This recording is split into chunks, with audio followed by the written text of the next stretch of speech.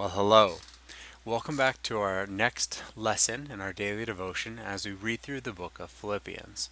Today we're going to look at chapter 2, verses 12 through 18. So, let's read them.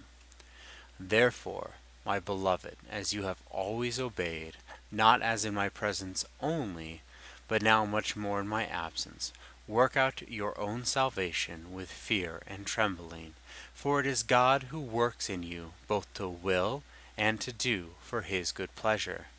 Do all things without complaining and disputing, that you may become blameless and harmless children of God, without fault in the midst of this crooked and perverse generation, among whom you shine as lights in the world, holding fast the word of life, so that I may rejoice in the day of Christ, that I have not run in vain or labored in vain.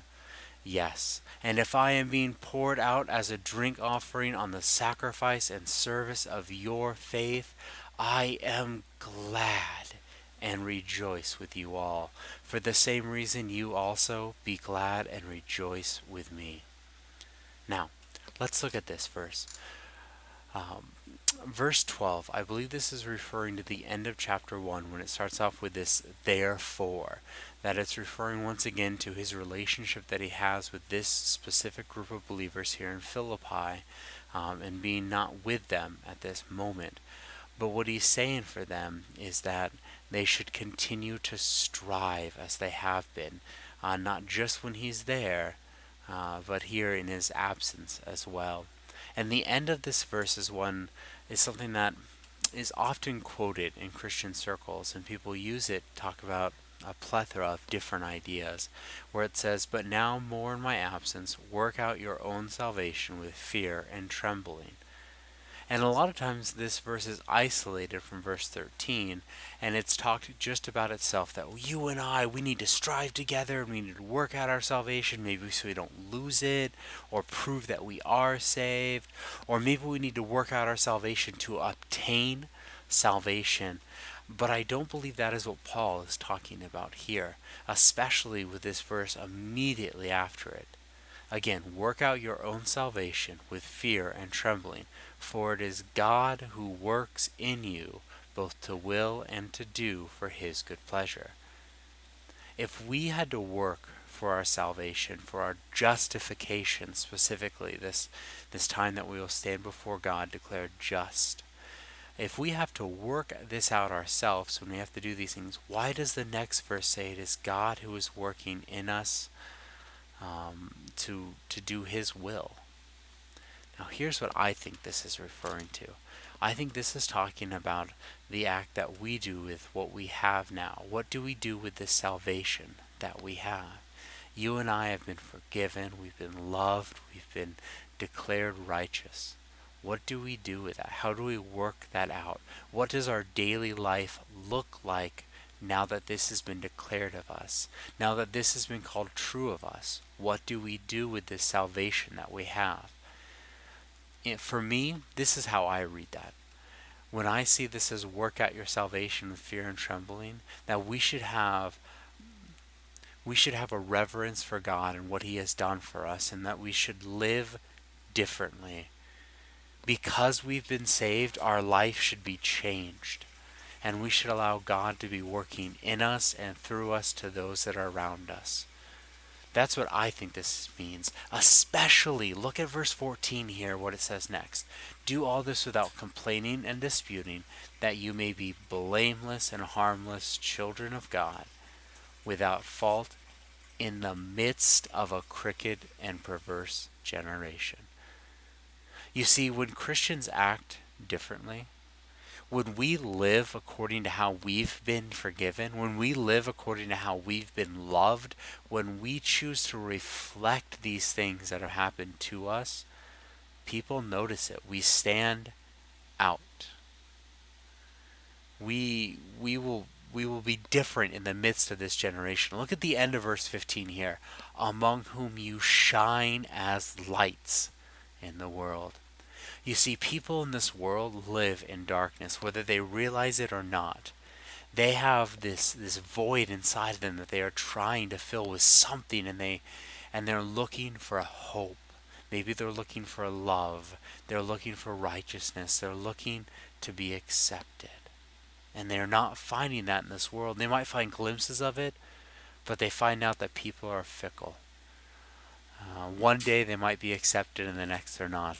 They might feel loved as long as they're loving, but they don't experience the the love that you and I experience, the forgiveness that you and I experience, the acceptance that you and I experience, these things that are found only in God.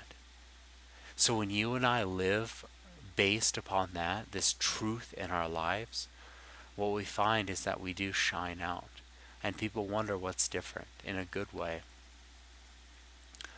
So, as we work out our salvation, as we live according to what is true of us, we stand out in this world and we shine as lights. I want to challenge you.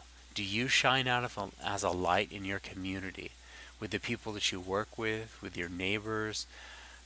Do they see something different about you because you have Christ, because you have been forgiven? Something to really think about, and I ask myself this question often. The people that are part of my sphere of influence, the people that see me on a regular basis, do they recognize there's something different about me because I'm a child of God? And this world is so different than what is true about me. This is interesting what Paul says here in verse 16. Holding fast to the word of life, so that I may rejoice in the day of Christ, and I have not run in vain or labored in vain. What Paul's encouraging them is to persevere. Hold fast to this word of life that they have, and that includes the gospel of salvation, that they hold fast to these things that are true about them, so that Paul hasn't done all this for nothing.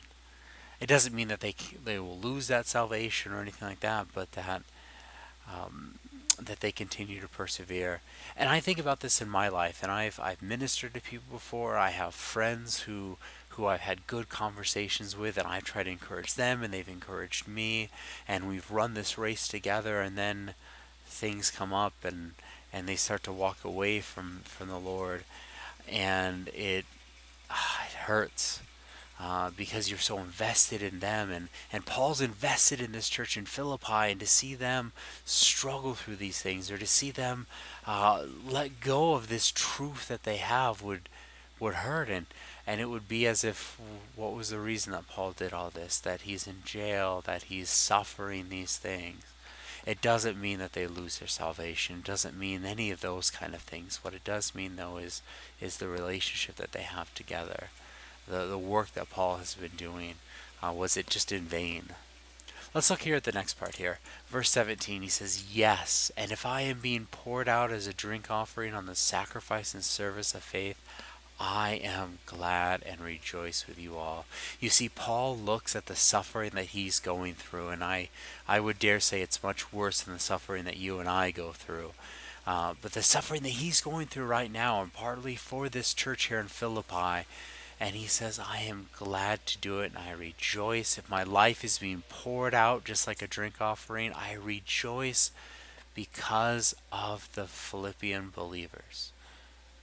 And I think Paul would say the same thing about any church, is that when they are walking with the Lord, and they're growing and they're striving together, the amount of sacrifice doesn't matter, because they're seeing what is true about them and they're living according to that. And he says, I rejoice with these things. I rejoice with you all for this work. And then he asks them, for the same reason, be glad and rejoice with me. You see, Paul is not setting himself as he's apart from the Philippians. He's up here as this apostle, as an elder, as a missionary, as whatever you want to call the title that Paul has, and they're down here as just this local church. No, he says that they are laborers together. And what he says here is that I rejoice with you as you walk hand in hand with the Lord, and that you work out your daily lives as you submit to Him. I rejoice with you. And the sacrifices that I go through, I willingly go through them with joy for you. And you do the same for me. as Paul walks his day-to-day life, that they should rejoice with him that he is faithful. So believer, so friend, so Christian, do you live in such a way that your light shines out to those around you? Do you rejoice when your fellow brother and sister is walking in that same way? Do you encourage them and build them up and are happy to sacrifice to serve them and sacrifice to help them and hope that they do the same for you? So much of this book about rejoicing and having joy has to do with our relationship with one another and our service to one another. So we need to ask ourselves, are we living in this way? The local church that we are a part of, do we build that up as a community of believers where not only do we find refuge from this crooked and perverse world together, but we are building each other up. We're encouraging one another. We're strengthening one another. We're spurring one another on to further knowledge, and that we're spurring one another on for good works, that we're sharpening one another, that we're encouraging one another. Well, thank you very much.